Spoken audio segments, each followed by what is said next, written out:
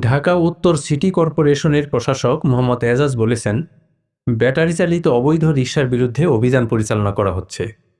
ডেসকোর সহায়তায় এসব রিকশার charging point এবং উৎপাদনের ওয়ার্কশপ বন্ধ করা হবে।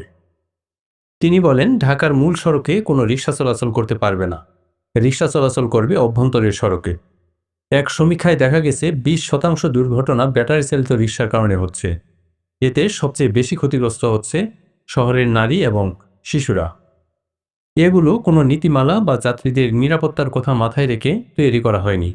প্রায়ই দেখা যায় পথচারীদের উপর উঠে যাচ্ছে। অনিয়ন্ত্রিত গতির কারণে দুর্ঘটনা বাড়ছে। দুর্ঘটনা প্রতিরোধ ও সড়কে গণপরিবহন চলাচলে শৃঙ্খলা ফেরাতে সরকার ব্যবস্থা গ্রহণ করছে। বুয়েটের সহায়তায় ইতিমধ্যে ব্যাটারি চালিত নিরাপদ রিকশার নকশা প্রস্তুত করে কয়েকটি কোম্পানিকে প্রস্তুতির জন্য অনুমতি দেওয়া হয়েছে বলে জানান ডিএনসিসি প্রকাশক। তিনি আরও বলেন, এ মাসের মধ্যে ডিএনসিসি রিকশা চালকদের প্রশিক্ষণের ব্যবস্থা করবে।